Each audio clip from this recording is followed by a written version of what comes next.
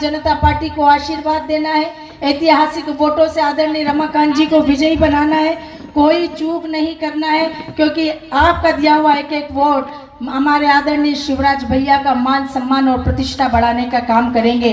उनका ऋण हमारे इस विधानसभा के ऊपर है, उस ऋण से उऋण होने का अवसर आया है, जो 13 नवंबर को कमल के फूल का बटन दबाकर हम उनसे उस ऋण से उऋण होने का काम करेंगे। क्योंकि जो उन्होंने किया है, अभी रघुनाथ भाटी जी बता रहे थे, कोई कसर नहीं छोड़ी उन्होंने इस बुधनी के विकास के लिए, तभी तो आपने लाखों वोटों से उन्हें जिताया है। वो हमारे अभिभावक हैं, वो इस क्षेत्र के पालनहार हैं, वो जन जन के प्रिय नेता, जननायक कहलाते हैं, और इसलिए उनका मान सम्मान, उनकी प्रतिष्ठा हम सब का मान सम्मान और हमारी प्रतिष्ठा है। इसलिए आने वाली 13 नवंबर को हम सब का वोट भारतीय जनता पार्टी के चुनाव चिन्ह कमल के फूल को जाएगा। ये विश्वास लेकर मैं यहाँ से जा रही हूँ। आज दिन भर के हमारे कार्यक्रम है, हम पहले से ही बहुत विलंब से चल रहे हैं इसलिए, लेकिन आपके बीच में अपनी बात कहना बहुत ज़रूरी थी, और आपने इतना स्वागत, अभूतपूर्व स्वागत किया है, उसके लिए हृदय से धन्यवाद व्यक्त करते हुए आपको विश्वास दिलाना भी आवश्यक था। तो आपके मन में ये विश्वास मजबूत बना रहे, इसका हर संभव प्रयास मैं अपने कार्यकाल के माध्यम से करती रहूँगी।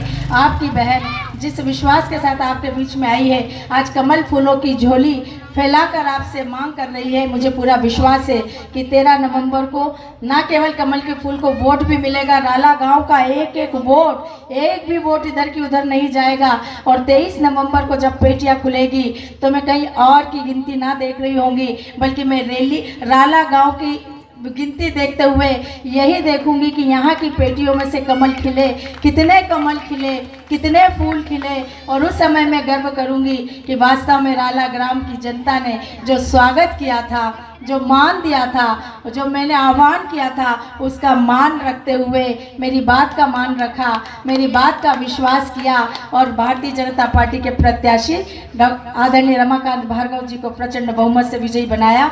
मैं आप सबका हृदय से कोटि कोटि धन्यवाद, आभार व्यक्त करती हूँ। ये चुनाव अब आप सबका चुनाव है, मात्र 2 पार्टियों के बीच का चुनाव नहीं है। ये चुनाव राष्ट्रवादी ताकत और राष्ट्र विरोधी ताकतों के बीच का चुनाव है। ये चुनाव सबका साथ, सबके विकास पर मंत्र पर काम करने वाले और तुष्टीकरण की राजनीति करके सिर्फ एक वर्ग विशेष को बढ़ावा देने वालों के बीच का चुनाव है। ये चुनाव प्रभु श्री राम की जय जयकार करने वालों के बीच का और प्रभु श्री राम के अस्तित्व पर प्रश्न चिन्ह लगाने वालों का चुनाव है। ये चुनाव सीमा पर खड़ी हमारी सेना का मनोबल बढ़ाने वालों के बीच का और हमारी सेना का मनोबल तोड़ने वालों के बीच का चुनाव है।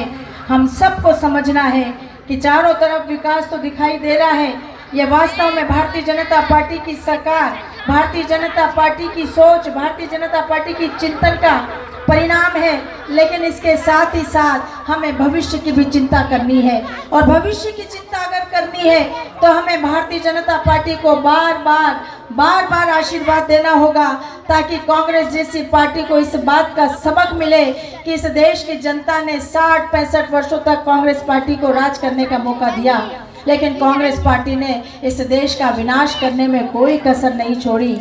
आज देश की जनता को भी समझ में आ गया है कि लंबे समय तक इस देश पर राज करने वाली, सत्ता के सिंहासन का सुख भोगने वाली कांग्रेस पार्टी ने देश की चिंता कभी नहीं की। इस देश का गरीब, मजदूर, किसान, नौजवान, महिलाएं, युवा हमेशा हाहाकार करते रहे, लेकिन कांग्रेस ने कभी चिंता नहीं करी। कांग्रेस ने इस देश में गरीबी, बेरोजगारी, भ्रष्टाचार, परिवारवाद, तुष्टीकरण की राजनीति को लगातार बढ़ावा दिया। यही तो कारण था कि पूरे विश्व में हमारे देश को एक नफरत की दृष्टि से देखा जाता था। हम जब विदेश जाते थे, हम जब विदेश की धरती पर कदम रखते थे और उन्हें पता पड़ता था कि हम इंडियन हैं, तो वो हमें एक हे दृष्टि से देखते थे। हमें शर्म महसूस होती थी अपने आप पर कि कैसी सरकार कांग्रेस की हमारे देश में राज कर रही है।